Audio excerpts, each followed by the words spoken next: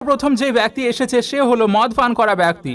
মানে যে ব্যক্তি মদ পান করে অথবা মদ বেচা কেনা করে, এমন মানুষের নামাজ আল্লাহর দরবারে কখনোই কবুল হবে না। আর এমন ব্যক্তির নামাজকে এই দুনিয়াতেই তাদের মুখে ছুঁড়ে মারা হয়। মনে রাখতে হবে, যতক্ষণ পর্যন্ত কোনো মদ পান করা ব্যক্তি খালেস মন থেকে তওবা না করবে অথবা সে মদ পান করা ছেড়ে না দেবে, ততক্ষণ পর্যন্ত তার নামাজ তার মাথার উপরেই উঠবে না।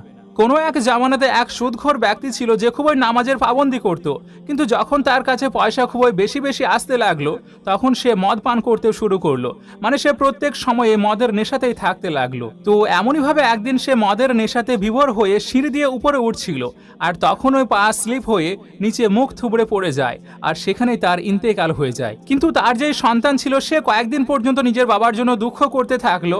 আর তারপর এক রাত্রিতে যখন ছেলে তার বাবাকে স্বপ্নে দেখলো, তখন জিজ্ঞেস করলো, বাবা আপনি কেমন আছেন? বাবা বলল, আর জিজ্ঞেস করিস না আমাকে, আমার নাম